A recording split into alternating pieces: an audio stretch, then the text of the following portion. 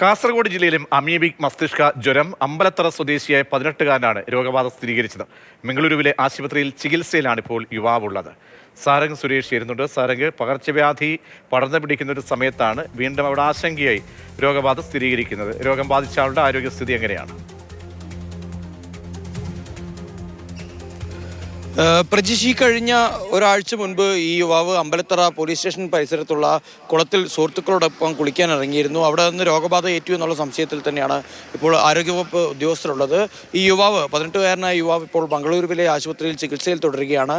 ഇയാളോടൊപ്പം കുളത്തിലുണ്ടായിരുന്നവർ അതിനു മുൻപും കഴിഞ്ഞ ദിവസങ്ങളിലുമായൊക്കെ തന്നെ കുളത്തിലിറങ്ങിയ ആളുകളെ അടക്കം ഈ രീതിയിൽ ടെസ്റ്റ് ചെയ്യാനുള്ള വൈദ്യപരിശോധന നടത്താനുള്ള തയ്യാറെടുപ്പുകളൊക്കെ തന്നെ നടത്തിക്കൊണ്ടിരിക്കുകയാണ്. അതോടൊപ്പം തന്നെ അമ്പലത്തറ പരിസരത്ത് ഉള്ള ജലാശയങ്ങളിലൊന്നും തന്നെ ഇറങ്ങരുതെന്നുള്ള കർശന നിർദ്ദേശം തദ്ദേശ സ്വയംഭരണ സ്ഥാപനങ്ങൾ നാട്ടുകാർക്ക് നൽകുന്നുണ്ട്. അതുമായി ബന്ധപ്പെട്ടിട്ടുള്ള പ്രവർത്തനങ്ങൾ നടന്നുകൊണ്ടിരിക്കുകയാണ്. പ്രജീഷ്.